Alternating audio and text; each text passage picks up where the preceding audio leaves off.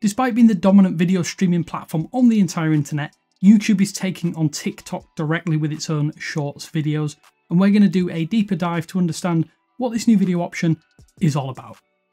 Thanks for watching 9to5 Google here on YouTube. Remember to thumbs up, hit subscribe, and then tap the bell icon to be among the first to watch our upcoming videos. So you're probably wondering, what are YouTube Shorts? Well, they are effectively YouTube's take on short form video with a focus on creating short videos using nothing but your mobile phone. TikTok is naturally a big deal, and there's no denying that the viewer base is far more active, at least in terms of time spent, than they would be on YouTube. Because TikTok is a mobile first video sharing platform or application, it's easy to just record and upload with minimal edits and little technical know-how. YouTube is definitely more procedure focused. You can upload videos straight from your smartphone, but this isn't the way that most people create YouTube content, as you're seeing right now. You shouldn't confuse Shorts with Stories though, which are another thing entirely. The idea is not to give you daily updates like Snapchat or Instagram. Shorts is designed to be a standalone piece of content that doesn't disappear after, say, 24 hours. Well, how do you get the option? Well, unfortunately, YouTube Shorts are already in beta in a few regions.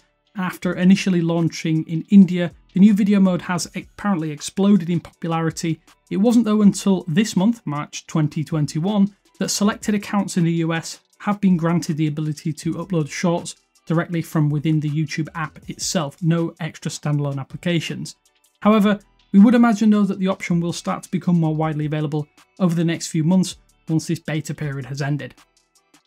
Well, how do you create or use YouTube Shorts then? Well, if you're in an eligible region, that means India or the US, just launch the YouTube application, and in the bottom menu you should have a plus icon right in the center.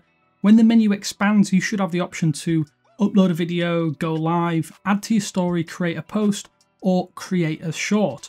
This is labeled as beta, as the feature is still not yet quite ready for everyone according to Google and YouTube, and it gives the feature away right from the start.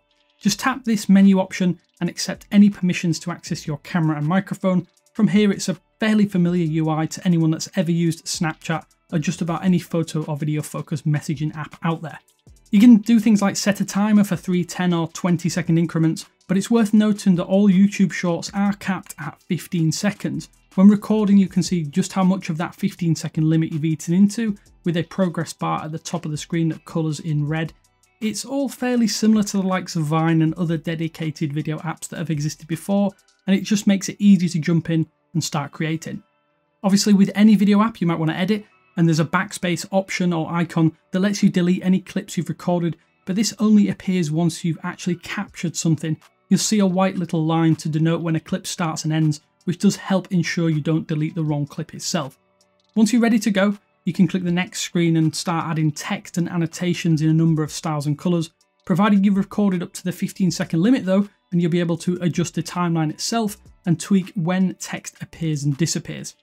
YouTube has touted the ability to record with music, with an add music option supposedly within the main viewfinder. We don't seem to have that option available on any of our devices, which may mean that it is geo-restricted at least for now, and it is a real shame, but it could be a way to ensure that you don't infringe upon any copyrights when uploading videos to your channel. If you do prefer pre-recorded segments, you can just upload directly from your camera roll. This might allow you to get creative in post-production software like Adobe Premiere Pro, Final Cut, and numerous other video editing packages out there. That said, once you've fine-tuned, it's as simple as uploading. You can add some details, but they are limited to just a title, the public visibility settings, and the audience rating. That said, once it is uploaded, you can actually see all of the video details in the desktop version of YouTube Studio. You can make tweaks here, so on and so forth. So that's how you use YouTube Shorts, but why is this a big deal? Well, really, the popularity of TikTok is what actively encourages participation for viewers while simultaneously being quite passive.